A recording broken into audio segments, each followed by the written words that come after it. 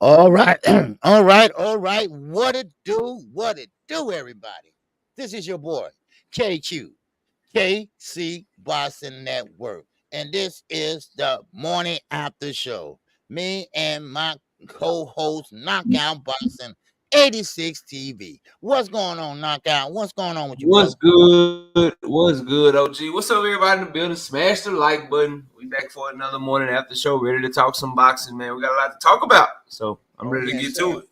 Oh yeah, oh yeah, oh yeah. First of all, let's see who all in the building. I know we late. We sorry about that. All right, yes sir. We had a long day yesterday, but what's going on, Daryl Deloach? I see you in here, baby. What's going on? And Andrew Gray. What's going on, Nate Dog D1? What's happening with you, baby? Yes, I say OG and the Young G. Thanks to those predictions, KO, I'm a richer man. Wow, wow, Well, wow. make sure you donate. Make sure you throw OG a cash app or a super chat or something. Then That's what I give us put a little under bit there. I snack, said, baby. Come I on hit now. that cash out, damn it. Tony Backford, what's going on, baby? I see you. Marcus, I see you. What's going on with you? All right, Big Block is up in here. All right, Daryl Alexander, what's going on with you, baby? Yes, sir. Garson, yes, sir. What's going on with you, baby? Yes, sir. All right, who else we got here? Savage Boy is up in here. What's going on, Savage? All right, appreciate you. All right, that's what we got right now so far. Make sure you hit the like button as you come on in. All right. Yes, sir. So what's going on, Knockout? What's happening in the sport of boxing, man? What's Oh going on? man, it's so much going on. Let's start. Before we get to the fights, man. You got people that they got a different opinion on this Canelo Alvarez and Terrence Crawford situation. You got Bernard Hopkins coming Yes. out saying that he don't want to see Terrence Crawford and Canelo because Terrence Crawford be putting his life at risk. Say he ain't got Correct. no shot. Then we got Keyshawn Davis coming out and saying Bud Crawford will beat Mm-hmm. Canelo Alvarez. Where do you fall on that? Do you want to see the fight? Do you think Bud got a chance? What's your thoughts on Canelo Alvarez and Bud Crawford in the super middleweight division? Well, I'm gonna tell you like this. Like Bud Crawford, like his closest friends, like Bernie the Boxer, his own team is telling him, stay away from Canelo Alvarez. Yes, you are a great fighter, no doubt about it. But you're great at what you do at 47 and maybe at 54. Now you have to stay away from guys up in the upper class. Like I said before, and I'm gonna keep saying it again. Weight classes are there for a reason. And of course, your team ain't the only one saying this. These are other fighters are saying this. That yes, Terrence Crawford is great, but I don't know. I mean, Timothy Bradley came out and said, "No, Bud, no, that's just a little bit pushing it, right?" And that's why Bud is quiet now. That's why he's very, very quiet now. And plus, he's not in the plan, so he know, okay, well, that ain't gonna happen right now. So therefore, he's like, okay, forget it, okay. So, but no, I don't want to see it because it's gonna end up as a pretty much a money grab, and he's gonna lose. All right. Now, that sounds kind of funny. I know y'all, right? Bud Crawford gonna lose? Yes, he is. Well, the style matchup is great. No, it's not. All right. Yes, he can box Canelo. Yes, he can. But he's not gonna hurt Canelo. Look at Jamel. Jamel is bigger than Terrence. And Jamel couldn't get that work done because he felt that power. So when you had never been knocked down or hit with power like that, then go ahead and try it and see what happens. It's gonna change your whole game plan. It's gonna change your whole mind. It's gonna change your whole demeanor. Trust me. All right. Weight classes are there for a reason. And and sit your ass down. So that's how I got it. Yeah. Like for me, OG, it's like I can tell that it's a lot of writers, it's a lot of fans that haven't been watching boxing a very long time. They would push for shit like that, like, and they get mad at us for being dismissive of things like this just because we've been watching boxing longer. And you and I both know the weight classes, man, they matter, bro. like they in here for a reason, bro. Like I'm not any like to hear Keyshawn Davis say that, bro. I just, but then hear Bernard Hopkins, who's old school, to hear him say what he say. Obviously, I'm with you. I'm on the side of Bernard Hopkins. From 147 to 168, that's 21 pounds, man. Bud Crawford will be in that ring carrying an extra 25 to 30 pounds that he ain't used to carrying. And in there with somebody that hit as hard as Canelo, that's as skilled as Canelo, they can take his shot just fine, bro. Canelo, he gonna do him bad, bro. I'm not trying to see that. I'd Right. rather push. I'd rather push for fights that make sense. And you got this new wave of people that all of a sudden they want to see Terrence Crawford move up to 168. They want to see. They believe Monster anyway can move all the way up to 135 and beat Gervonta Davis. And you just listen to these people, and I'm like, bro, y'all trying to set these dudes up to get their head knocked out their shoulders, man. They You can't know take what? that crack up there, man. Yo, what's up? No, I'm sorry. Go ahead. You through? Yeah, I'm about done. I was just saying I agree with you. Uh, I think that Bud Crawford, I don't want to see the fight. I'd rather see him fight Jermell Charlo at 154, Tim Zoo at 154, the Earl Spence rematch at 154, mm-hmm. Jerron Boots Ennis if you're gonna stay at 147. It's so many other fights that make Mm-hmm. so much more sense than Bud Crawford versus Canelo Alvarez. I'm tired of watching these fighters go up there to Canelo Alvarez like he's God gifted boxing and just Right. selling their record to him, bro. They Exactly. just selling their undefeated record to him. Here, Canelo, please just take my oath so I can provide for my family. Like, nah, I'm tired of that shit, man. But Yeah. that's all I You know, got, bro. and but and so it's so funny because us content creators, you, me, Kano, I mean everybody, we know boxing, we see boxing, we see what's going on in boxing. It seems like these writers, they too involved in other sports and not focusing just on boxing. And they are taking popularity over skill set. You see?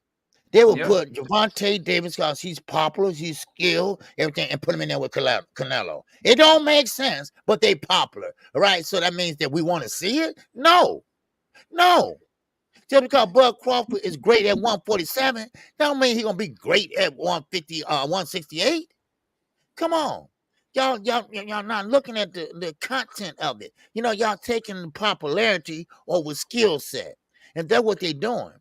They're trying to make the biggest fights possible, but those are not big fights. Those are popularity fights. That's all it is. I agree So with that's that, how I man. look at it. It's just popularity fights. That's all. Yeah, popularity to get them something to write about since they can't write about boxing for real since they don't have no knowledge. Exactly. That's really what Exactly. it is, man. Right. I mean, that's They're like, crazy. I don't really know anybody else in this weight class, so I'm gonna write about Tank Davis and Canelo Alvarez. What? Like All right. that don't Right. make no sense, bro. Exactly. Yeah, exactly. And it just pisses me off. Cause I mean, and Bud Crawford fans. Let me just say this: are you through with that subject on knockout? Yeah, go ahead. No, go ahead. Yeah, I'm Okay. done. And Bud Crawford fans, y'all gotta stop that lying shit. I mean, Earl Spence. Listen, Earl Spence went over to the UK with Anthony Joshua.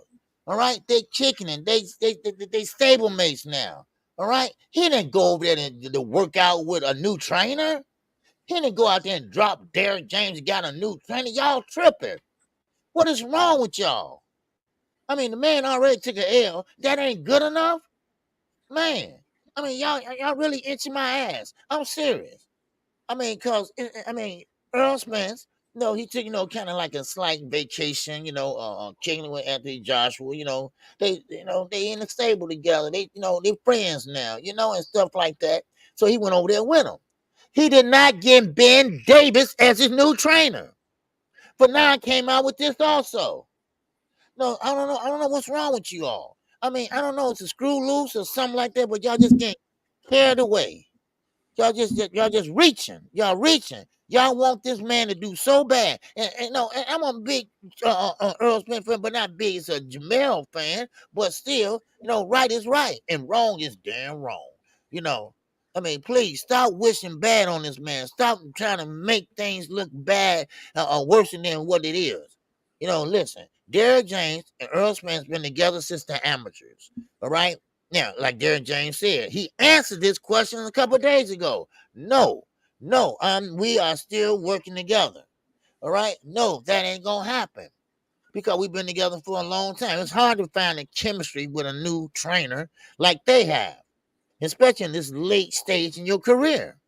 Yeah, Come you on, man. already in your Yeah, mid 30s at this point, man. I think what's happening is it's just what's going on with Terrence Crawford's fan base, in my opinion, is they not getting what they thought they would get by him beating Earl Spence. They thought that a lot of Earl Spence right. fans would leave Earl alone. They thought Yep. that a lot of Earl Spence fans would all of a sudden start riding Buzz Johnson and just all of a sudden flip flop on Earl and leave him behind. But when you listen to any content creator, or you go into a chat long enough, if this topic come up, Earl Spence fans will give Terrence Bud Crawford credit for being a great fighter. They'll put him pound for pound number one.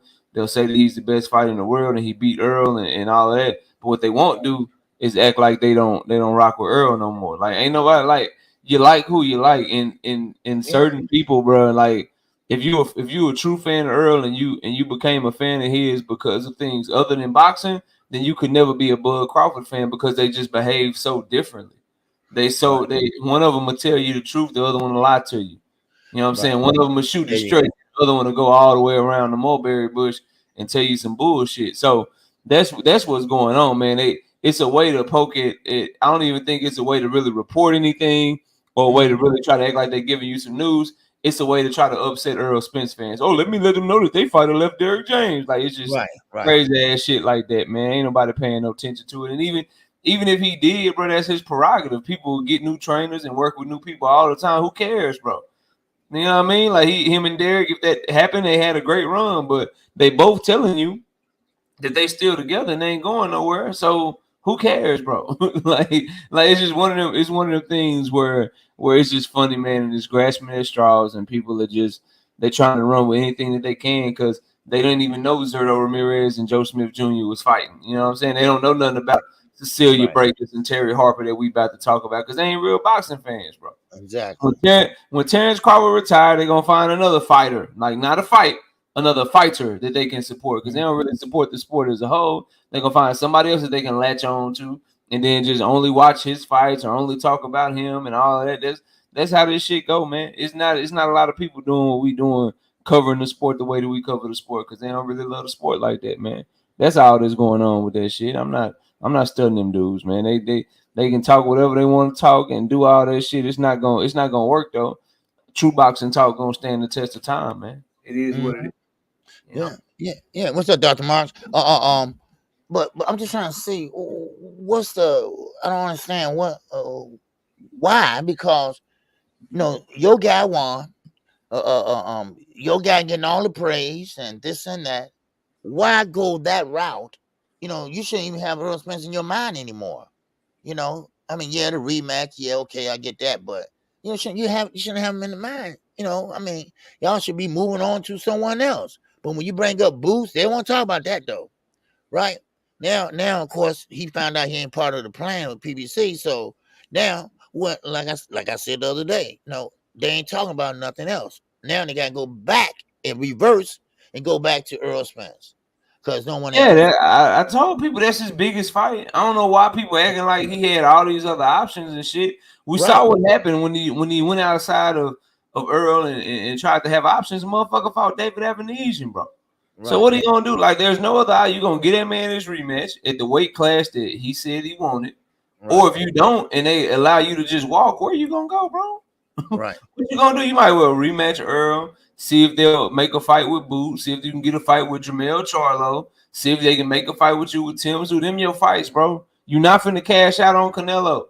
They about to put him in there with Jamal Charlo and then probably the winner yeah, of Benavidez and Andrade, bro. there That's you what they go. about to do. Hmm. they not finna do that shit, man. Cause Hmm.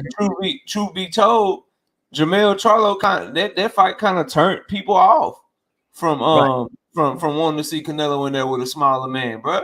Like ain't nobody trying like people kind of thought maybe okay, undisputed versus undisputed. Jamel is a dog. He gonna really try. He gonna do this. They not risking charging people $85, building up this fight, going mm, from LA to New York, and then another dude coming from an even smaller weight class, coming up 21 pounds instead of 14 pounds, get in there, feel Canelo's strength, and then decide that they want to survive. They ain't finna do that shit, man. They're not right. risking that shit no more, bro.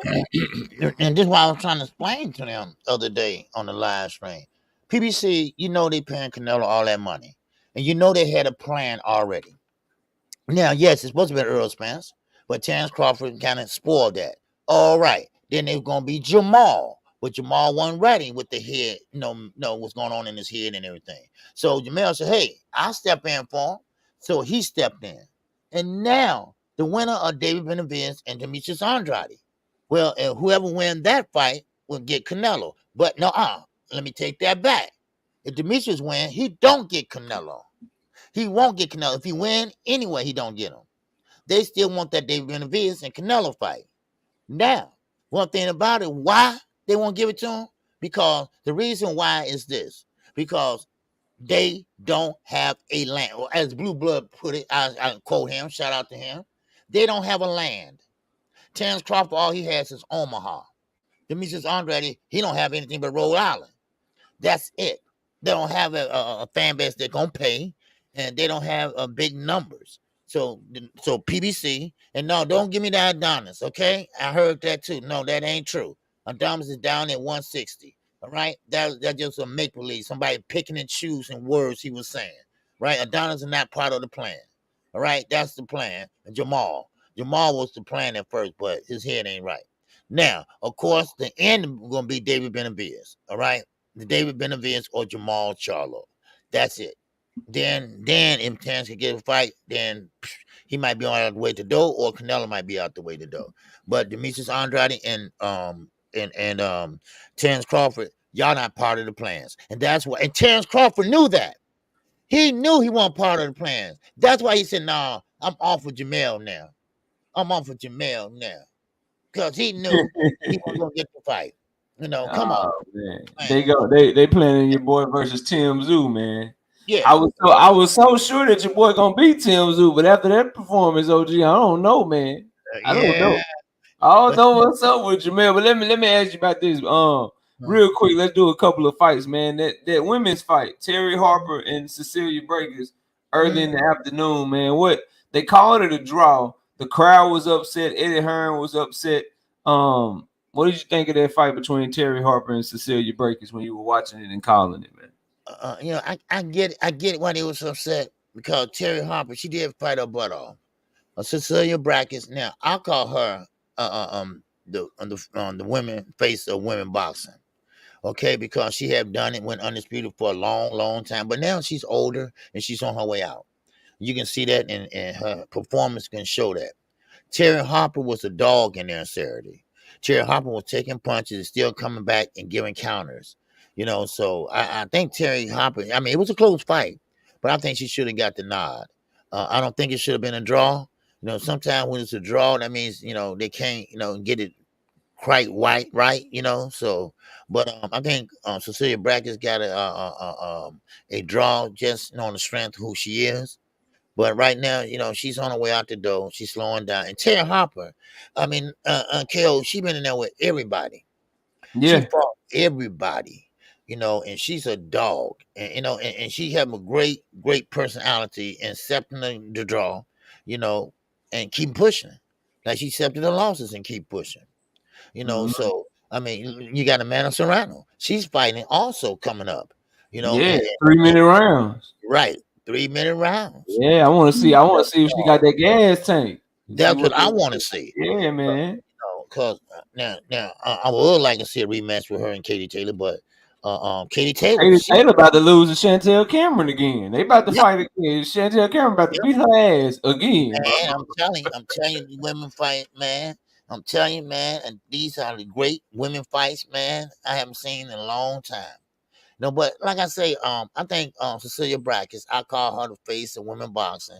Not Carissa Shields, Cecilia Brackets. If you really want to look at the record and how long she been fighting, undisputed, and all that stuff. But yeah, Cecilia Brackets, she should, she's on her way out the door. Maybe one, maybe two more fights, she might be done. Yeah, she's 42 years old, OG. It's time to start looking at something else. Look, man, one thing I agree with a lot of what you said. I kind of edged it towards Terry Harper, but I thought it was a very close fight. But one of the things that, man, I think we gotta mention that a lot of people probably don't know, maybe our diehards in the building. Kano probably knows, Dragon Fang, these guys are in the building. But man, we was just talking about the weight jump that Jamel Charlo tried to do The weight jump that they talking about with Terrence Crawford. You know, Terry Harper moved up 4 weight classes, bro, and became champion like in one fight. Ooh, wow. Remember, she was the champion. She got knocked out by Alicia Baumgardner. Right. That was at 130 pounds. Right. Then she had one fight at like 135, and then moved all the way up to 154 and became champion. And then almost just unified, but lost to Cecilia Breakers. One of the weight jumps that people are not talking about in boxing, bro. Like the fact that she was able to do that, man, that's crazy, bro. Yeah, that's crazy. She went One direct fight? from 130 to 154. Yeah, she had one fight in between. And when after getting knocked out by Baumgardner, bro, she moved up 4 weight classes, man. And I wish and people say that robbery this, that. All I want, man, is I feel like judges should be able to get that shit right, man.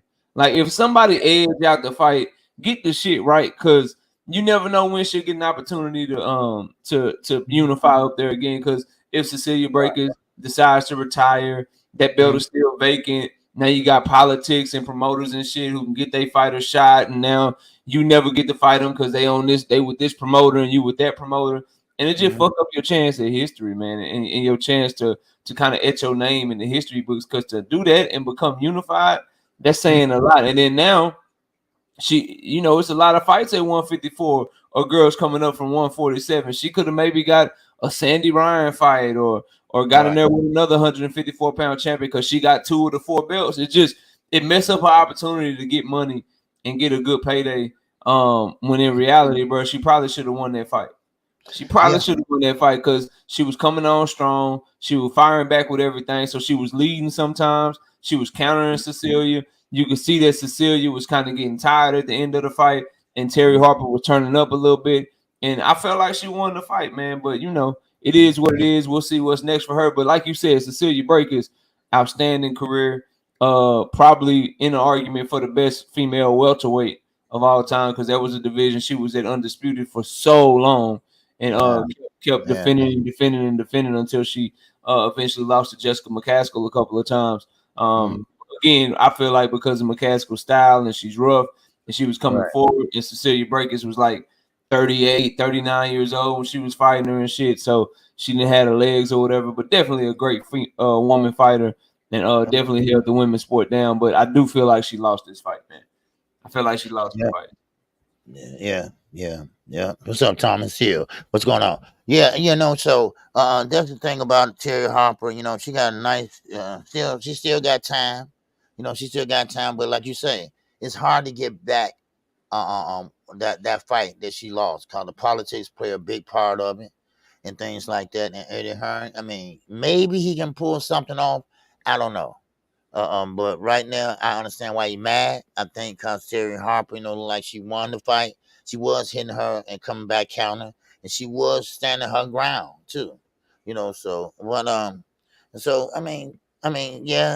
draw, I agree with it, but I don't agree with it. It was close enough that you can't really see, but I will edge it out to Harper. So that's how I got it.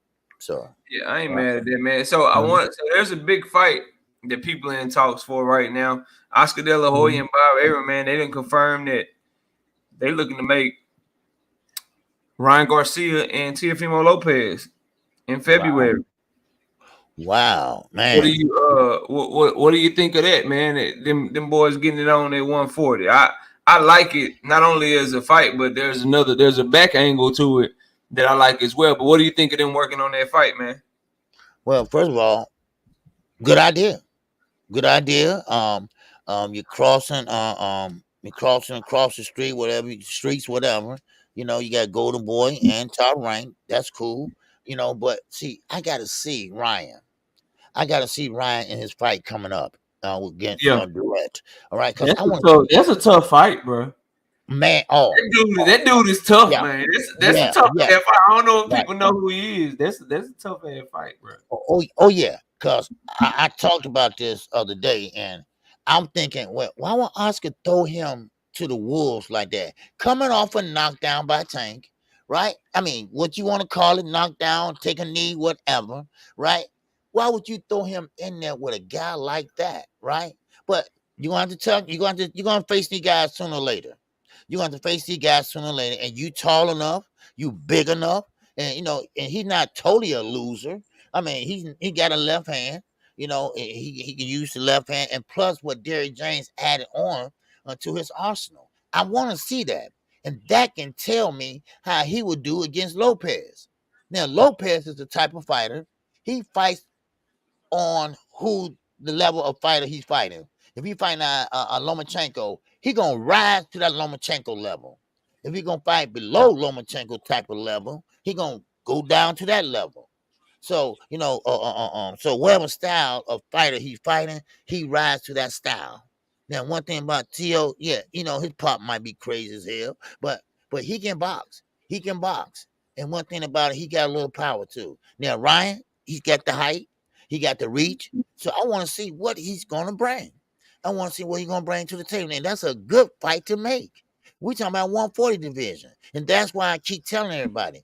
Devon Haney gonna take his first loss at 140. I'm telling y'all right now. Now, I'm not wishing that on no one or nothing like that, but no, this is the reality of it. You got some good fighters at 140. 140 is a bad division now. I'm telling you. So right now, Ryan, I want to see how he do against Durant and Durant, whatever. And that's a tough fight. If he can get past him, and I'm talking about get past him, like with ease, looking good out there, looking strong. Man, Tio better watch out. Tio better watch out. Yeah. Man, new trainer trying to teach you a bunch of new stuff in Derrick James. A strong, physical, 140-pounder on a knockout streak. There's a grown man in there. Ryan will have the faster hands, but if he can't catch him with that left hook coming in, shit get ugly, man. Shit'll get ugly if he can't time him, and that dude start getting rough and roughhousing and doing what Josh Warrington was doing to Lee Wood yesterday. Bruh, that shit could go. We may not even be talking about Teofimo versus Ryan Garcia, but I love that fight, man. I think it's a great fight. I wouldn't be mad at it again. Any combination of these guys that they used to call the Four Kings or whatever, any combination of them fighting, I'm cool with. But my back angle to it is a lot of people talking about Tank versus T.O. A lot of people talking about Devon versus T.O. or Devon versus Ryan and shit. Well, let's take T.O. and Ryan off the board, and let's just go ahead and get Tank and Devon, bro. Because if that shit happen, who they gonna fight to make the type of money that they want to make? If all of the dudes is off the board, because Shakur about to fight your guy, Navarrete. After he done with it, they didn't already put that play in motion. I don't know if people know that, but they didn't already put that in motion. He about to fight De Los Santos, and then they gonna have him in there with Navarrete. They trying to build him up. You know what I'm saying? Bob Arum talking about we got all the money. We ain't got to go over there for no Tank fight. We got all the money, so we know Shakur ain't on the board. So if you looking around, Devon is only in a one fight deal, assuming he beat Regis. You take Teofimo and Ryan off the board, who they gonna fight besides each other? So that's why, I love the fight. Take their ass off the board then. I don't care. Take them off the board. Let's get the one that we've been claiming we all want so we can see who really want what they talking about. But I'm excited. Any fight that's a good fight, I'm not going to take away from it. But I do want to say, like what you alluded to, if y'all don't know who Oscar Duarte is, please, go watch him fight. And you will see why people are like, yo, I don't know if you putting Ryan in there with the right one, because we don't know what his confidence is like. After getting knocked out like that, he done changed trainers and shit. We don't know what's up with Ryan, man. We don't know what's up with Ryan, because we seen what done happened to what happened to all these dudes. Isak Pitbull Cruz kind of kept winning, but look at Mario Barrios outside of getting knocked out by Tank Davis. He got hands put on him by Keith Thurman in the very next fight. Then you got you got Rolly Romero got knocked out by Tank. What happened to him? He had 75-year-old grandpa beating his ass, and he got gifted with knocked out. I'm talking about this dude 75 beating his ass. Now Ryan in his first fight back, you gonna put him in there with a power punching dude that loves to go to the body after he just got knocked out to the body? Okay, that's what I'm saying. That's man. All right, then, bro. Okay, and I see, and Kano's right. Kano's in the business. Kano said that Oscar is trying to see if he gonna sink or swim. Shit, on the real, how him and Ryan been going back and forth. Oscar might be trying to sink his ass himself with this matchup. Yeah, he might be fuck sink or swim. He might be trying to sink his ass, bro. You know what I said? Why would you put him in there with somebody who just got knocked out?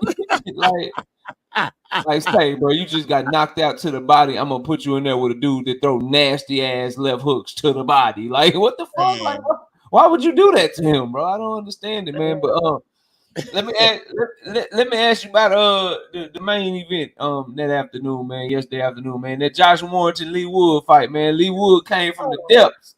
Man. He came from the depths on his ass and said, "You not gonna beat me." He caught him with a three-piece combo, and it was nasty, bro. What you got on that fight, man? Man, you know, I was thinking about that fight.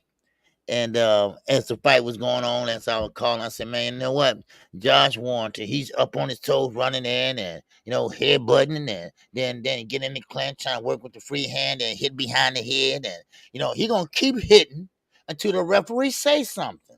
Not the first time, the third time, right? He going to keep on doing it. That's what Josh Warrington do. That's how he fights. So I said, you know what? Man, he going to run into something. Because Lee Wood knows how to box. He's a pure boxer, and he's going to run right into something. And now, of course, Warrington ran into something. Now, it's called a right hook, a left hook. And I'm talking about he chin checked him.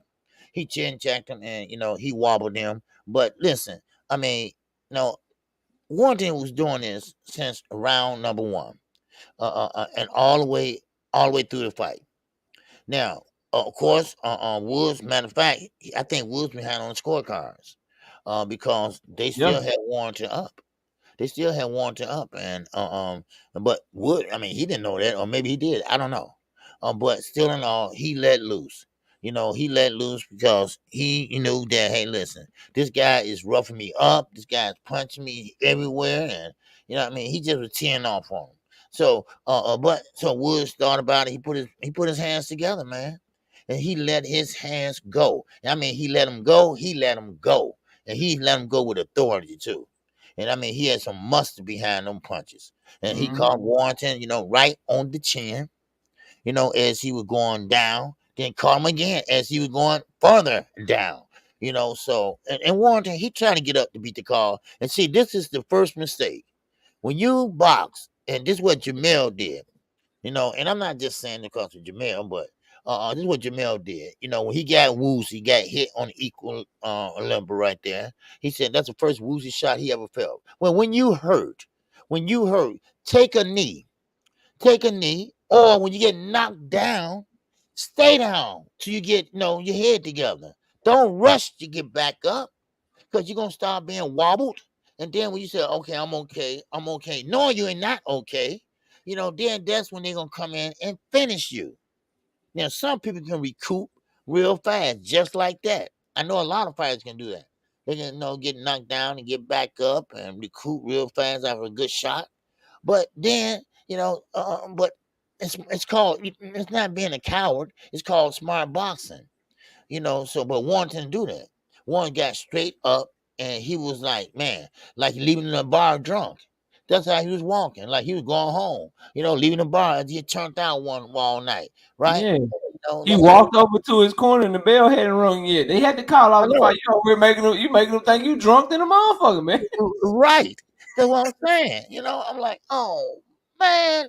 He got up, ran away, turned his back from the ref, went to the corner. The bell ain't even rung yet. The ref like, nah, dog, you out here tripping, bro. Yeah. Can't do this. I mean, and I'm gonna close with this though. But Lee Wood, I guess he said, listen, I took all this ass whooping. The whole fight, right? The whole fight, man. I've been hit behind the head. I've been hit low. I've been head butted. I mean, man, listen, I deserve that win. I deserve that win, baby. Yeah. Man. And so, but it was a hell of a fight, and I think Lee Wood got kind of timid a little bit. His will got broke a little bit towards the middle rounds. He didn't seem so excited to win. He didn't seem so like I want to defend this belt with everything I got. That's how that's how I saw it. So. All right. I think I'd be surprised if I ain't see Lee Wood do the same shit to Michael Conlon. He messed up. Lee Wood messed up a parlay for me a while back because Mike Conlon was beating his ass, outboxing him, doing him dirty, and then Lee Wood came back in the 12th round and knocked him out the goddamn ring, man. And that was Knocked Colin was him. in the hospital. Yeah, that's who did it to him, bro. Lee Okay, Wood knocked okay, his yeah, ass out yeah, the okay, ring, right, bro. right, right. That was just I been Yeah. I'll be back, I'll be back. Okay, Yeah, bro. That's what happened to him. So he did the same shit to Josh Warrington. What pissed me off about Josh Warrington is when he be doing that shit and they do it, he always want to touch gloves. Like, bro, don't touch my glove after you done did some dirty ass shit. He'll hit behind the head. The ref will right, warn you, then he'll come back like, oh yeah, let's touch gloves. My bad. Nah, right, bro, you a dirty ass fighter. man. He be causing cuts, head butting people like he trying to wrestle and shit, hitting Yes, behind the head, hitting on the break. He just a dirty ass fighter, bro. I'm yeah, glad he lost, man. I'm yeah, glad his man lost. I don't like Josh Warrington. For some reason, I can't be a fan. I know he fight hard. I know he rugged. I know he a tough guy. And mhm, you know he don't put on no boring fights. He's always in entertaining fights. It's just something about him where I'm like, bro, just somebody beat his ass. Like there's a reason dudes like him got to stay at featherweight their whole career. Cause if he start moving up, he gonna get his ass whooped even worse. oh yeah, he'll So get knocked out. Yeah, mm-hmm. yeah, so I'm glad that Lee Wood was able to make some noise, get the W. He's talking about moving up to 130, but Lee Wood, same thing. He 35 years old. He been featherweight his whole career. Those are red flags, y'all. When somebody got to stay at when someone fights and struggles to make weight at the same weight class their whole career, that's a red flag that they kind of know that they may not have it like the guys that we see, like the pound for pound guys, the guys that's real good, they Mm-hmm. moving up through the weight classes, bro. They going to go get other belts and they trying to do shit in multiple division. When you stand in one division the whole time and you win a belt, then lose a belt, then win a belt again, then lose a belt again, like you ain't really that. So when guys like Lee Wood and Josh Warrington finally do decide to move up, don't think they're gonna be at the top of that division. They're gonna be somewhere in the middle. They ain't gonna be that good. So we'll see what Lee Wood do. But I'm glad he got the victory. Caught that man with a 3-piece combo. Right as he was you know what I'm saying? Right as he was coming in on him. And I like that, man. I'm glad that he got the victory. Not only because I picked him to win, I just like him better as a fighter. I think he fight with more class. He's not as dirty. And he fights hard and he's a scrappy dude. So shout out to Lee Wood, man. That's a great victory. And I like how he came back. He did the same thing with Mauricio Lara. Remember, Mauricio Lara knocked his ass out, and then Lee Right, Wood right. came back and beat him in the next fight, man. I Mm-hmm. like that dude, bro. I like that dude. So shout out to Lee Wood doing that. But we gotta talk about your boy while I got you, man. 'Cause Okay, I don't want you to cook him tomorrow, and then you be like, man, Knockout didn't even bring that up. Why you cooking my boy, man? What's going man, on? man. Jamal uh, Charlo, man. okay. Jamal Charlo, bro. Listen, Jamal Charlo about to fight Jose Benavidez Jr. Mm-hmm. And he talking about he want to get revenge for his brother on Canelo. He talking about he gonna beat Caleb Plant ass because Caleb Plant slapped him and shit. OG, how come fighters, including your guy, how come every time they got a fight coming up, they always want to talk shit about everybody else try to build their fight, man? What's up with your guy, man? What's going No, on with Jamal, man? What's up? well, Jamal, he mentioned Kellen Plant because Kellen Plant mentioned him Okay. Wallow and Gilly. You know, he had Kellen Plant. They interviewed him. He said, "Man, I want Jamal. You know, I want Jamal. We're gonna try to make that happen and things like that. Cause cause of the beard and all that and things like that. What's up, Drew Hines? So therefore, there go Maul calling him out now." Okay. I have to admit, like I say, I call balls and strikes, and the Charlos my guys, but you got to call it like you see it. And right now, Jamal, he's still not right. He's still not right because you're gonna see when he fights on Jose Benavidez. Now, would he be sharp? Would he be, the old Jamal Charlo? I don't think so. I don't even. I think that old Jamal Charlo is gone. I think it's gone and might never come back. But still, in all, you don't have to run your mouth. All right. See, that's the difference Jamel was trying to explain. It's a difference in growth and development and not going anywhere. And that's what's going on with Jamal. You can't keep doing the same old thing year after year after year after year, and you ain't doing shit. So I mean, Kellen Plant, he can talk. He can talk because he went in there and fought Canelo. He went in there and fought the big guys and the big names. So he can talk. He might take a L, but he can talk. And you're right. Sometimes when fighters got another fight coming up, now they want to talk smack about the other fighters. We have seen that many, many, many times. Look at Tank. Tank had a fight coming up with Ryan, but who? Everybody else calling out his name and talking smack about him, right? Knowing that he can't do nothing about it because he got a fight coming up with someone else. So this Jamal, and Jamal needs to get himself together. And I still don't think he's together. I think he got CTE or some shit, right? Because now if he don't let his hands go when he fight Jose on that undercard or David Benavidez card, then that tells me a lot. That would tell me a lot, So so, but basically what else you asked me? He called About up. Canelo, he said he Okay, said he Canelo. getting Okay, revenge for his brother. okay, Canelo, I'm getting revenge for my brother on your ass. That okay. was Now with that, he might get a shot at that, okay? Because it is between him and David Benavidez. But this is the case here. The WBC, and that's why I don't believe nothing they say, because they let Canelo get away with everything. They had ordered that they fight. They got to get it done. Go to Kirby, whatever, get it done, or Canelo will get stripped. Now, and that got to be done by March. Now, if that's true, I don't know. I doubt it. I doubt they strip Canelo at all. So, but Jamal, the way it looks right now, I think he can't do nothing with Canelo. Even though he's bigger, Charlo, he's big Charlo. Even though he's bigger, taller, has a little bit longer reach, But I still don't think he got enough to keep Canelo off of him. Not with his mind like that. yeah, He's not at that elite Jamal Charlo anymore. yeah. So it's just funny they're identical twins, but one twin is doing way better than the other one. They're not the same levels anymore. Now I'm very surprised that he kept that 160 belt for 2.5 years. In WC did not strip him at all. I'm very surprised about that. But then again, listen, Jamal is just capping right now. Jamal need to focus on Jose Benavidez, and Jamal need to pretty much tone it down. But I know Kellen Plant kind of get egged them on, but that's how Yeah. you get to Jamal. That's how you get to the Charlos. They hyper. They attention span is just 1 second, and they want to go off and show who they are. They are not cut like that. All right, they're not cut like that. They're not street dudes. They're not. They're not. They are great athletes. That's all they are. But they try to be more than what they are, but they're not. So but that's all. You're right. He just talking, blowing off smoke, blowing off steam, because that's not gonna happen. Now maybe down the line, Plant and him get it on. I don't know. The But thing, the go ahead. thing he need to do, if he want me to take his stuff he said about Canelo serious, then beating Caleb Plant would be a good way to do it.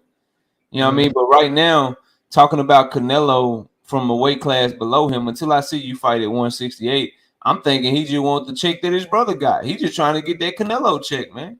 Right. That's what it seemed like to me. I don't know if he want. I don't think he want revenge. I think he just wants some money, because we Mhm. all know the payday that Canelo represents, and he saw the pay that his brother's getting. Jamel is getting that money. Jamel got that opportunity, and Right. Jamal, you know what I'm saying? He want that opportunity too, because that's a lot of money in that fight. He would probably go up there and sell his O as well to Canelo Alvarez. The thing I want for Jamal Charlo, let me see how you look against Jose Benavidez first, bro.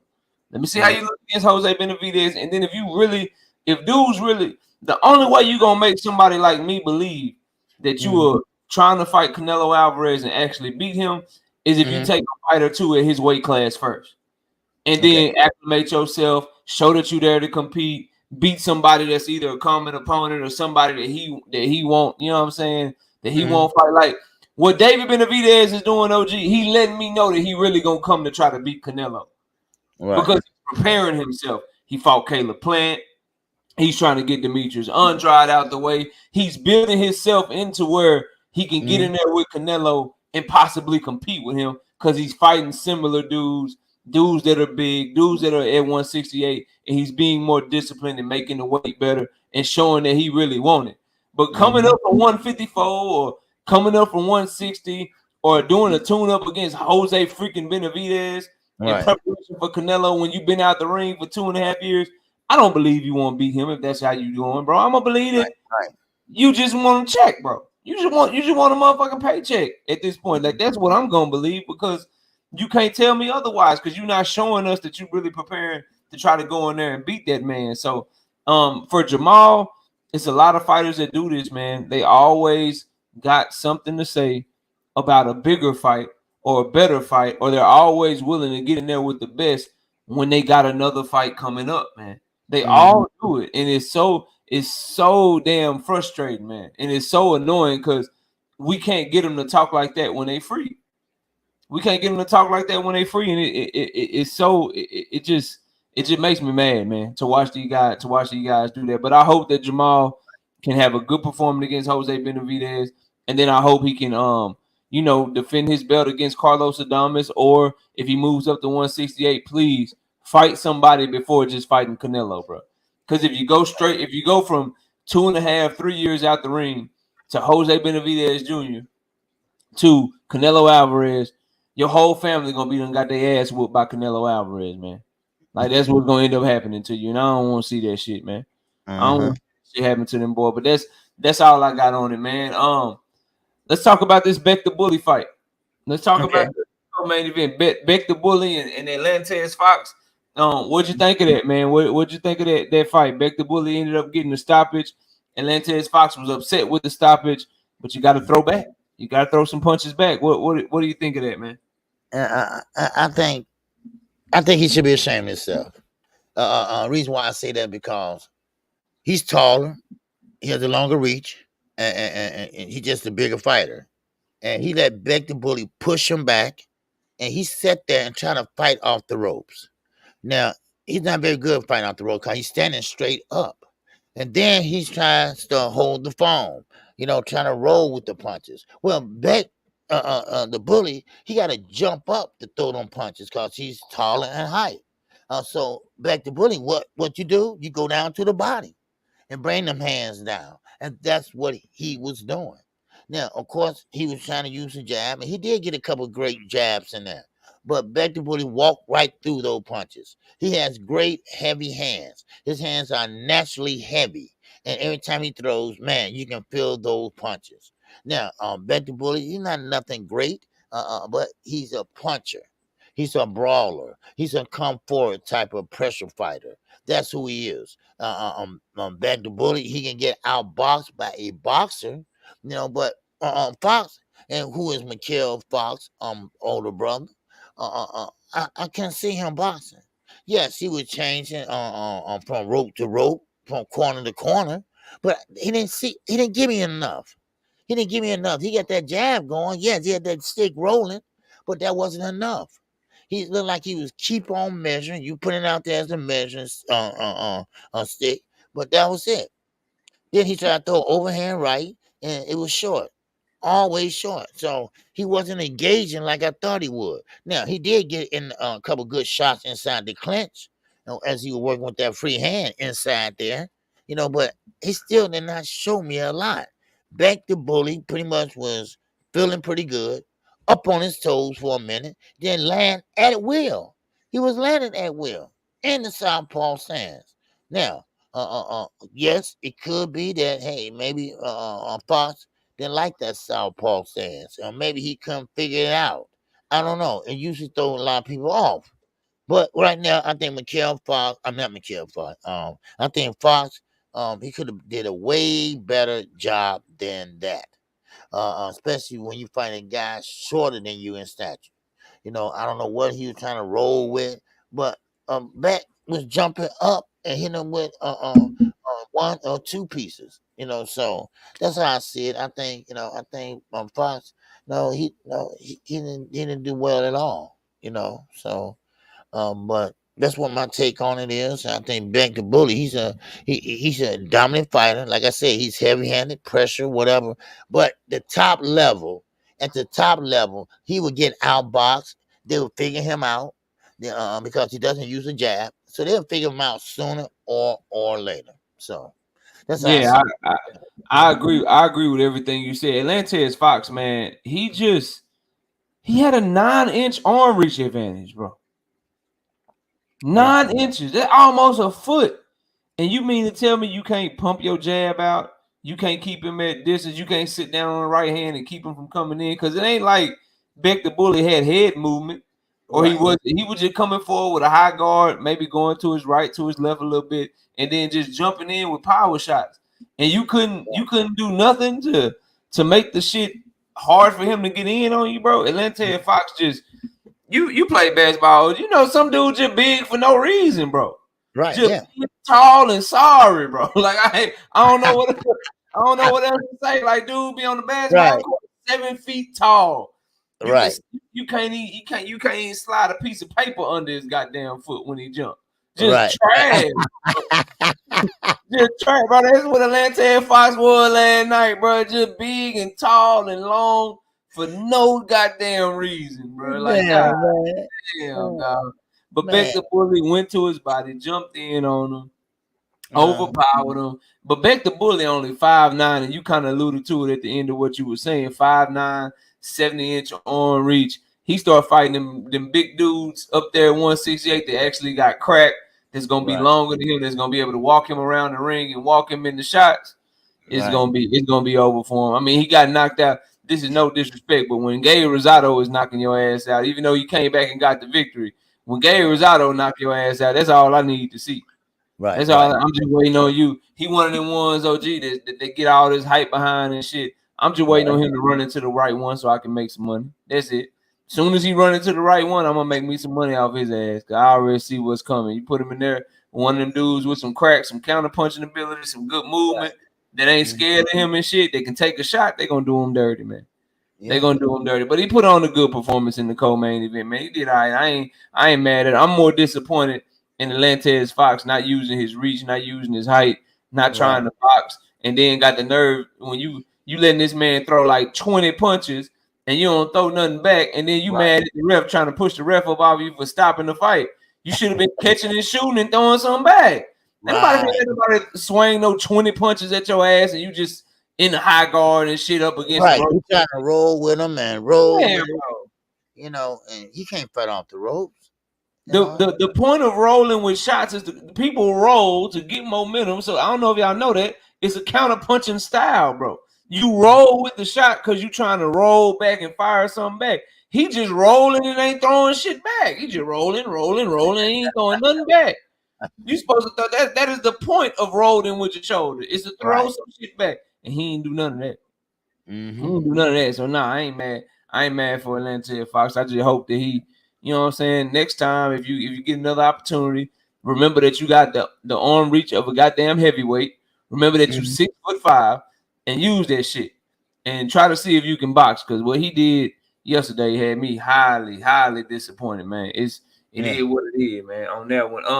So I gotta ask you about this before we get to Zerto and Joe Smith Jr., man. So I was reading, I was listening to a Devon Haney interview, and they asked Devon Haney about getting a fight with Gervonta Tank Davis. They said, hey, you know, would you be willing to go to Mayweather Promotions to go get the fight with Gervonta Tank Davis? And Devon Haney said, you know, I think I've already showed that I'm willing to make the biggest and best fights happen. So, you know, basically saying that he was down to go over to Mayweather Promotions if he had to get the Gervonta Tank Davis fight. What do you think of those comments, man? What do you think of Devin Haney's response to that question? I think Devin Haney just don't want to fight Tank right now. He had an opportunity to fight Tank, or Tank had an opportunity to fight him. Vice versa. Now, of course, if he wanted to fight Tank, he would have got that fight done way before he had a chance to move up, just like he did Shakur. Now, everybody's saying that Devin did not duck Shakur. Well, I mean, he gave him an offer, and Shakur said, no, you know what? I'm gonna take it this way.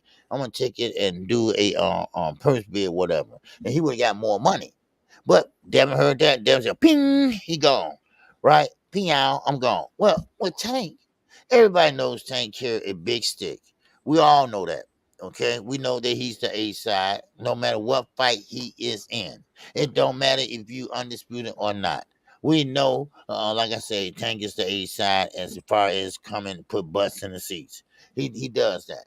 Now, what Devin is trying to say in layman terms, as I put it, that I don't want no smoke with this man right now.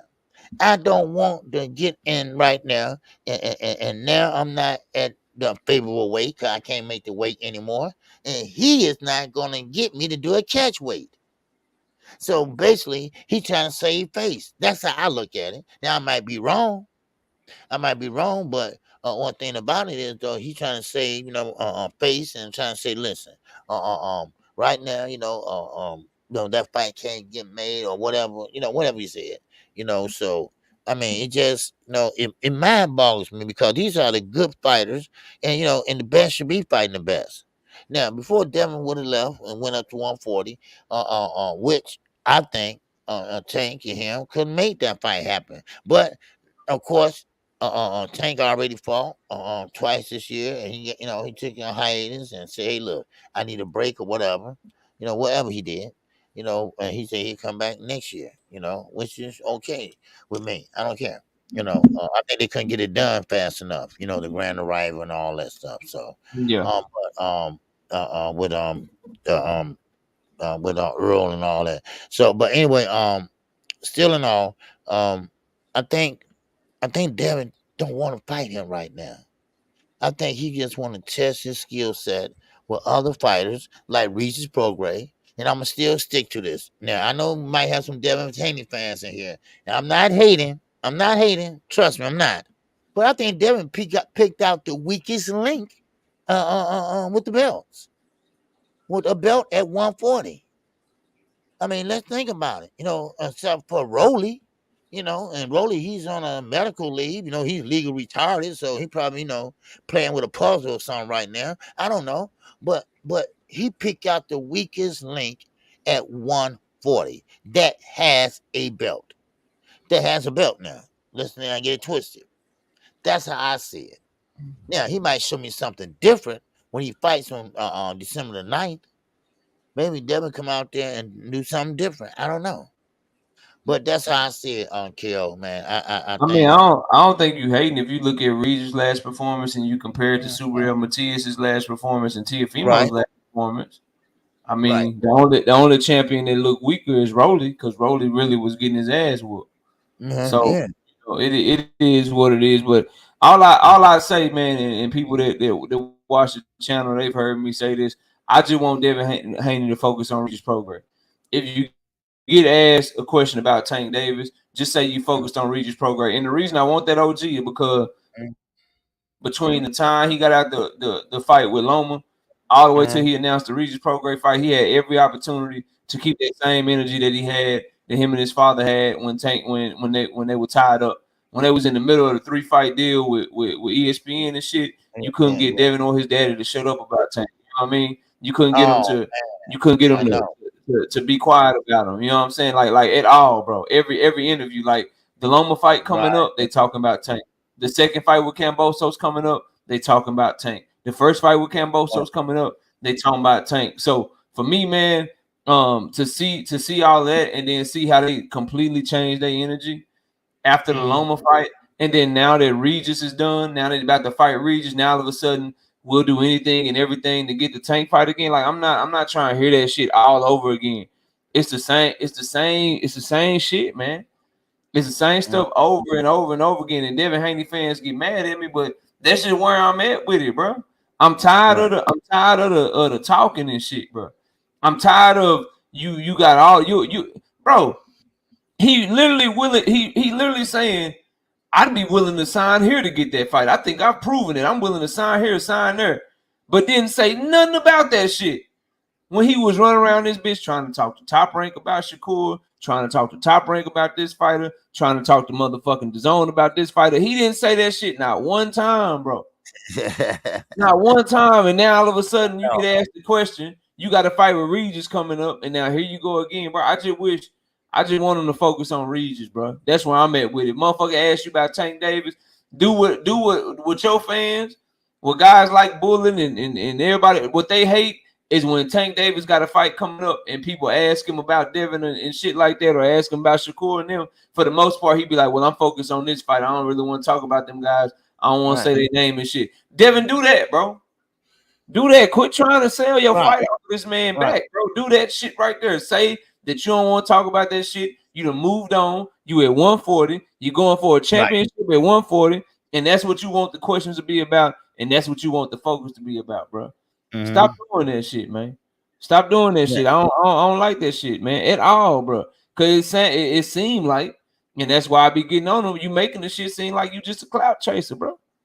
Like that's like every time something come up, you gotta make sure that they asking about Tank and they doing this and they doing that. And anybody saying that he was asked the question, if you think that with his relationship with Fight Hype, they don't let him know what they talking about before they do. I done did interviews, bro.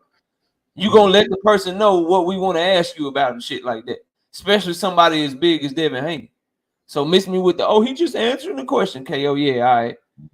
All right, like I ain't buying that. So what I would want for the young man, interviews moving forward, building the fight with Regis moving forward.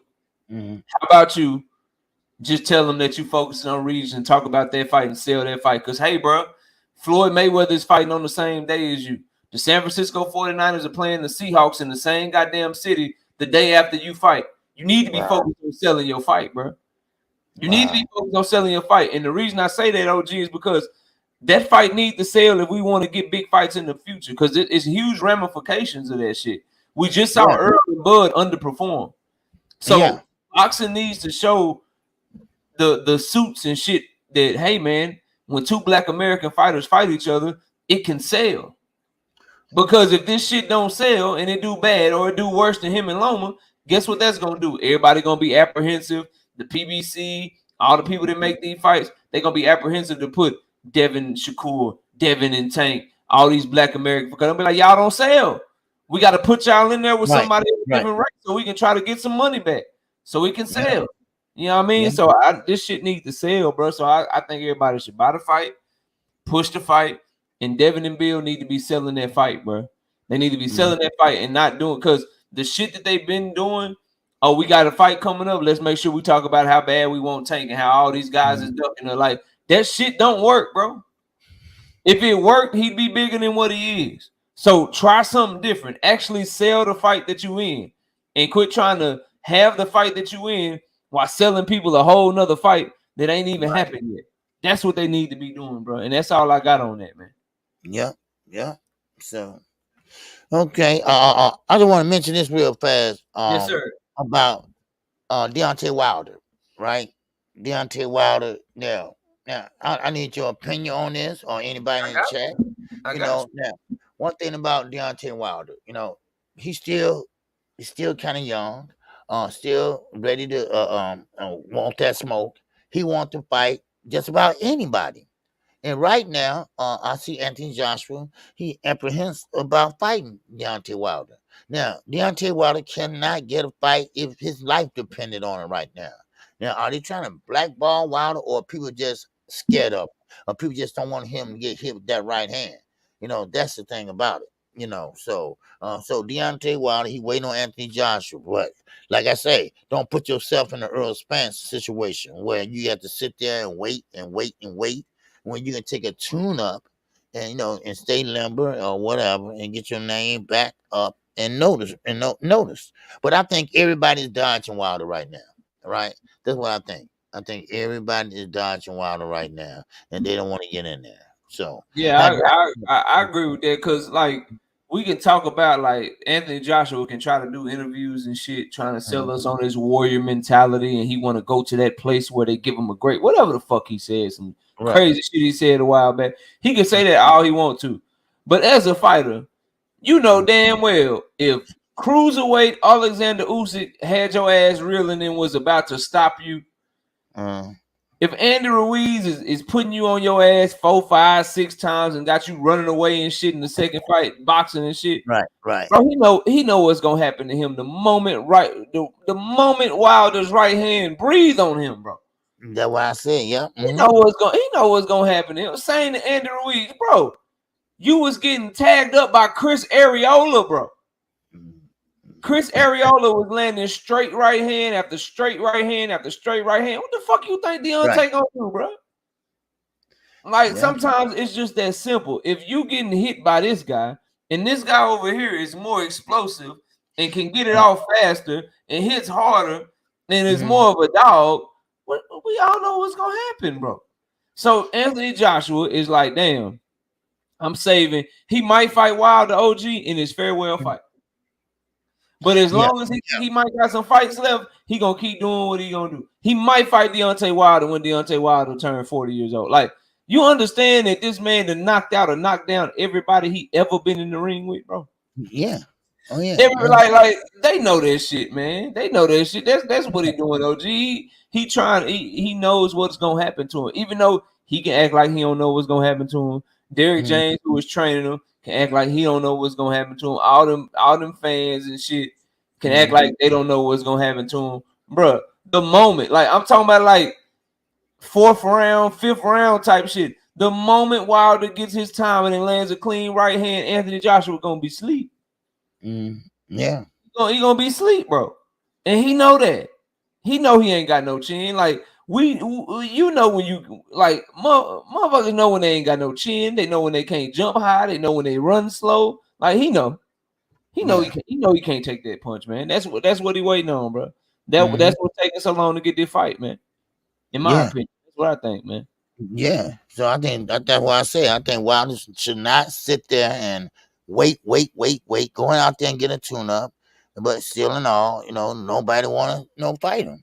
So it's kind of hard, and catch-22 basically, and but Wilder will have to fight somebody, and I don't, AJ, I think he wants to fight. I think it's Eddie Hearn don't want to risk it, he don't want to risk his fight for a loss again. That's what I think, so. Yeah. So, but what you got on Zerto the last fight, man, of the night last night? What you got on Zerto and Joe Smith Jr.? How'd you like that fight, man? Man, Zerto, listen, he came off a loss fighting Bivol. Now I don't know why he moved up. Maybe it's the weight. He can't make the weight anymore, or something like that. But that boy eating tacos and drinking beer, OG. He ain't got no discipline. Zerto be part. Go ahead. You know what? I can see that. You can see that frame. You can see that frame, and he's not like a Wilder, whatever, big and chiseled. A Wilder, you can tell he's in shape. But Zerto, he's just a big guy out there. And like he got a lot of I don't want to say flab on him, but he got like an extra weight and muscle or whatever he put on.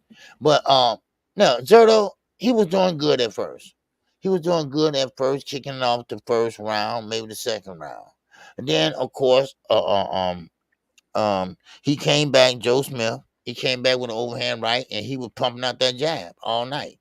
He was pumping out that jab all night, but still, it was a range finder. He wasn't using it for a punch. He was using it just to see how far he had to throw the overhand right. But Zerto boxed last night. Now, when the last time you see a guy that big at cruiserweight?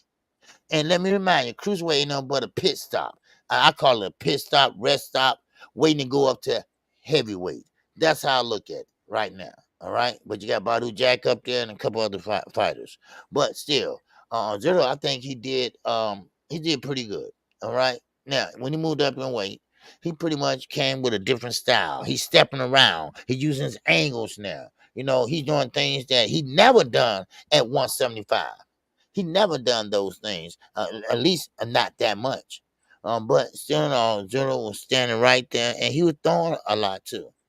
So he didn't let his hands go that much either. So sometimes a new training, he can make you do things that you didn't know you can do. Because let's not forget now, he does have the trainer Malik Scott, who is Deontay Wilder trainer also. So I mean, it was a good win for Zerto. But Zerto, where he go from here? See, this is the thing about it. Zerto, first of all, he's not ready for heavyweight. Cruiserweight. I don't think nobody down there they can give him competition. I really don't. And And cruise, cruiserweight, right? And man, cruiser. Ja Obataille OG will beat the shit out of him. Who? You gotta go watch Ja Obataille. He beat Maris Breeders, and then just last week he knocked out a dude named Jordan Thompson. Ja Obataille might be better than Alexander Usyk, bro. Wow. You Okay. gotta go watch him fight. You when you said that, I'm like, oh, OG ain't never seen Jay Obataille. I'm a matter No, of I fact, haven't. Huh. I'm gonna text him to you right now. And you Okay. go, hey, I'm gonna text him to you right now, and then you gonna post this live stream on your community page. You like, hey, I was wrong. Nah, hey, Ja Obataille beat the shit out of Zerto Ramirez. He will do him bad. Imagine Alexander Usyk with the jumping in, the feints, the angles, and all the shit that we like Alexander Usyk for, but way more powerful and way more mean. Oh That's who wow. Ja Obataille. Ja Obataille, Not man, overtime. he will do Zerto so bad, bro. He will do him just so bad. It'll be nothing. It'll be nothing nice for him. But go ahead. Zerto can be champion, but he ain't gonna be champion fighting that dude. If he fight that dude, he gonna get his ass mollywopped. But go ahead. Wow. Man, yeah. Send that. I want to check him out. 'Cause I never heard of this guy. Well, I mean, let's be honest. Cruiserweight, it's there, but we usually don't keep up with it, like we used to, a long time ago. Okay, I got it. Sometimes that weight class is kind of dormant sometimes, right? Now, back in the days, we kept up with it when Holyfield was down there and everything. And like I say, it's a pit stop waiting to go to a heavyweight. All right, that's a pit stop waiting to go to heavyweight, and a lot of guys move up and go on to heavyweight. And I can see Zerto doing that once he get acclimated to the weight class. But yes, now they were talking about this yesterday. How Zerto now once he won that fight, now what he's gonna do, what's gonna be his next move, and like you say, this guy you talking about now, he gonna have to face him. Listen. Now I don't know. He has one of the belts. I don't know, but I know Badu Jack. He got a piece of the championship belt. So I don't know if this guy got a piece or not. I don't know. Yeah, But he do. He do. He's an IBF champion. He's an okay. IBF champion, and then I'm looking at it right now. Mm-hmm. The Badu Jack is a WBC champion. Chris Billum Smith is a WBO champion. Galamarian is a WBA champion. He could obviously Badu Jack is 50 years old, so Zerto could beat him Wow. probably. Okay. Chris Billum Smith, Zerto could get with him, but yeah, he could be champion if he fight the right one. But When you you know, said Badu Jack is how much? How old? I said he's 50 years old. I was just talking shit. He like Oh, 39. He I like about 39. He like 39, 38 or 39 for real though. Let me see okay. about Jack. But yeah, he old as shit, man. He old. I know. He been with Mayweather promotion for a while Yeah, before he went pro 39. fight. He 39. He 39 for real, man. Okay. He Okay. Okay. 39 for real. But the performance of Zerto is just it make me mad, man, because you can see the talent. He's Mm-hmm. able to move for a real big guy. Got a nice jab, can put combinations together and all of that. He's just not dedicated. It's why he had to move up the cruiserweight in the first place. And you fading out. It's because he had to move up the cruiserweight because he couldn't make light heavyweight anymore because I think he's You could. You a couldn't very out. You couldn't out knock out. We can't talented hear you. We can't hear you knock fighter. out. I We think can't hear Zerto you. could be very, very good. He's just not dedicated. But the performance against Joe. All right, hold on, bro. You might have to go out and come back in. Mm-hmm. All right. Make sure y'all hit the like button. Make sure you hit the Cash App, Super Chat, whatever. Make sure. All right. We got 79 here, 80 in here. All right. All right. Here we go. Yeah, my Right. bad. I just do the rest from my phone. I don't know what happened. Okay. Yeah, we got about 10 minutes. Okay. Yeah. Okay. So what I was saying is for Zerto, man, he put on a good performance. He was able Mm-hmm. to move around, use his jab, put his combinations together well, and keep Joe Smith at bay. Joe Smith just too slow.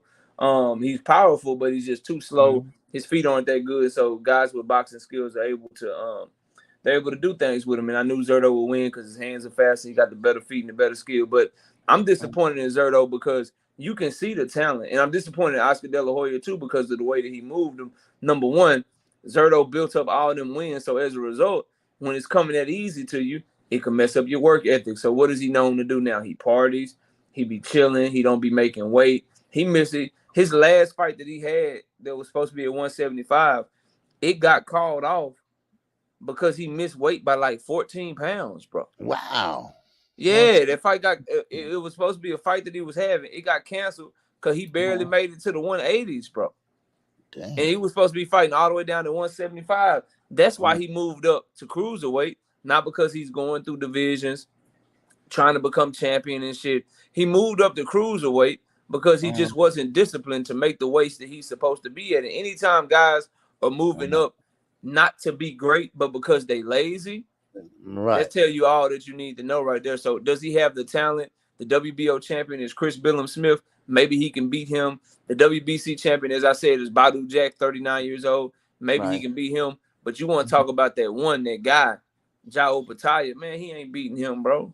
He not Right. beating him. So I do agree with you. He can be champion at cruiserweight. It's just Mm-hmm. one of them ones where Oscar De La Hoya going to have to keep doing Oscar De La Hoya things. He's going to have to put him in the direction of the champion that's going to be the lowest hanging fruit.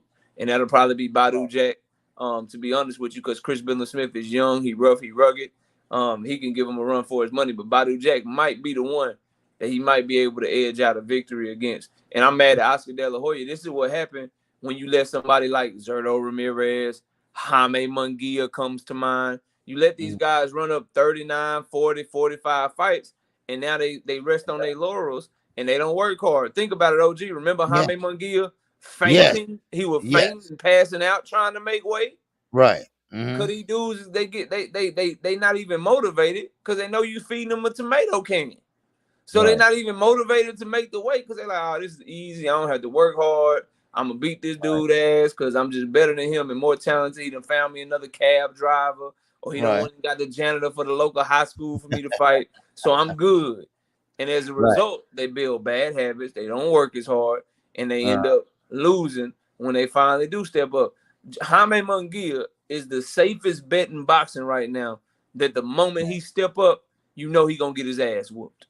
You oh, okay. know it, Yeah, I'm because about to he say. having close calls against dudes that he's supposed to beat easy right now. Right. And so Right. Zerto, he put on a good performance, but I wasn't impressed because I knew that Joe Smith Jr. just didn't have it, man. He's just not. Joe Mm-hmm. Smith had a good little run where he was a champion, but Joe Smith is really got the skill level of more of a journeyman type of fighter. So Zerto with the win, that's cool. We'll see if he becomes champion at 130 pounds. I mean, 200 pounds at cruiserweight. Mm-hmm. But I don't expect him to unify or do anything great. I think that time has passed. He got 45 fights and he 30 something years old, and we still talking about his potential. It's over with, man. He done. He done, in my opinion. But that's all I got on it, man. Yeah. Okay. Okay. Well, that's all I have on it. Too. I think Zerto. Okay. Like I said, I think he did pretty good last night. He was using his angles. He was bouncing here. He was bouncing there. What's up? Drink more water. Yes, sir. What's He up, was. Drink? Yeah, he was going from here to there. He was changing the angle. He was spinning Smith around, and it seemed like Joe kind of gave up too. Right? It seemed like his will got broken on. He just didn't want to be there, right? Because he started throwing winging big shots, and another big shot. It just he was missing, and then he had Zerto against the ropes, and that was his bread and butter through the whole fight. Get him against the ropes. And then, of course, Zerto spent right back off the rope, set it back up in the middle, and then, of course, they go back at the jab. So I think Zerto he fought a smart fight, and he came back well. Yeah. So and I didn't know his feet was that great. Till you see him because he fighting at a weight where he feel comfortable at.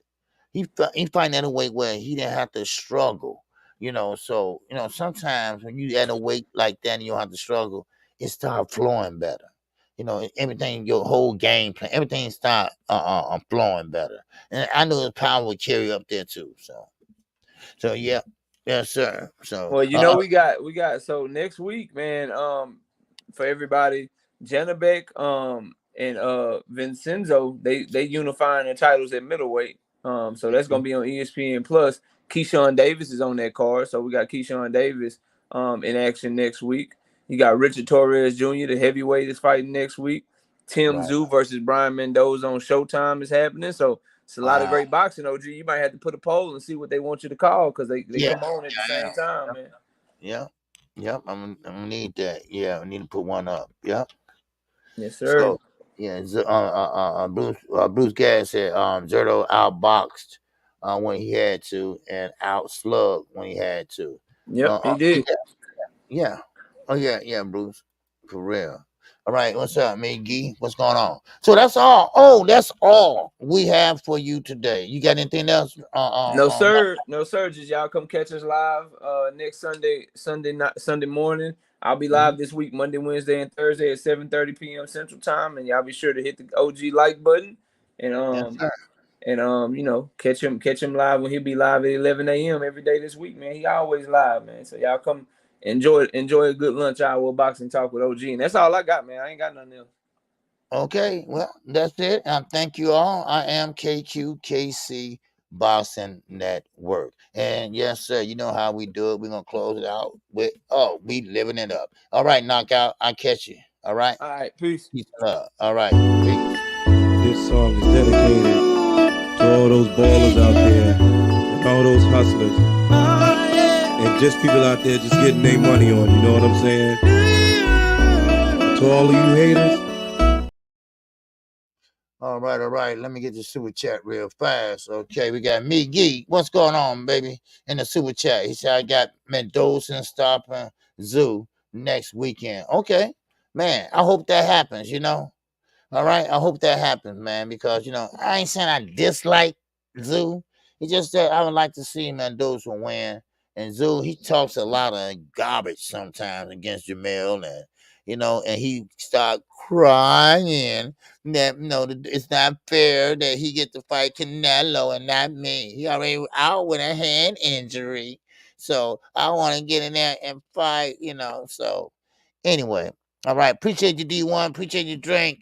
All right, appreciate you, Bullet. All right, and Bruce, what's going on? Appreciate you.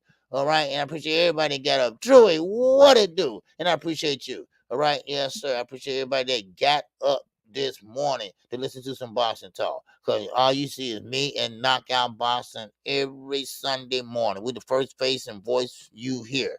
All right, so with that, once again, thank you all, and KQKC is out of here.